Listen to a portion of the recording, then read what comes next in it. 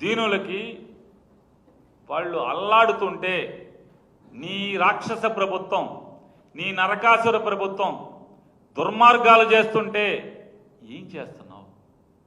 ఎక్కడున్నావు? బయటికి రావు. చంద్రబాబు కోసం మాత్రమే బయటికి వస్తావు. ఆయన మీరు 2019లో కూడా చెప్పారు ఇట్లాగే, జగన్ రాడు, రానివ్వను, ఇది నా శాసనం. ఈ సినిమా డైలాగ్ కదా, తమరేగా మాట్లాడింది. వచ్చిందా రాలేదా? అంతిమంగా ఈ రాష్ట్ర ప్రజలు మాత్రమే న్యాయ నిర్ణేతలు. జగన్ని తేవాలన్నా ఆపాలన్నా, చంద్రబాబుని పాతాళానికి తొక్కాలన్నా, సీటులో కూర్చోబెట్టాలన్నా ఈ రాష్ట్ర ప్రజలదే అంతిమ నిర్ణయం తప్పితే నీకులాగా నాకులాగా ఈ రాష్ట్రంలో ఉన్నటువంటి ఏ గొట్టాంది పాత్ర ఉండదనేది నువ్వు నేను తెలుసుకుంటే మంచిదని చెప్పినది కూడా ఆయనకి చెప్తూ, ఆయన ఏంటంట,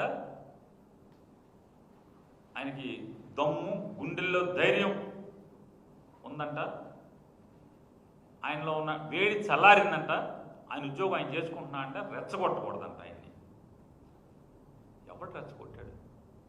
సుగాలి ప్రీతి గారు ఏమైపోయారు? ఏం చెప్పారు మీరు? వాడుకోవటమేనా రాజకీయం కోసం?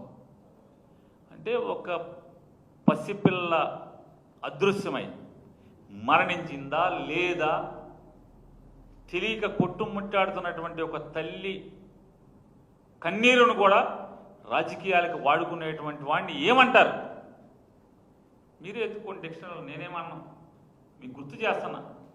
ఏమయ్యారు? ఏం చేశారు? ఆ ఉద్యోగం మీద ఉన్నారా? పోనీ అది ఎప్పుడు జరిగింది? మీ ప్రభుత్వంలో చంద్రబాబు నాయుడు గారు మీరు కలిసి ఏలుబడి చేస్తుండగా 2017లోనో 16లోనో జరిగితే జగన్మోహన్ రెడ్డి గారికి ఆపాదించి జగన్ మీద ఆ విషం చిమ్మి మీరు ఎన్ని మాటలు మాట్లాడారు? ఏమైంది? అదొకటే కాదు, ఇవాళ ఆయన అంటాడు పీకల కోస్తాం. ఎవడన్నాడు పీకల కోస్తామని?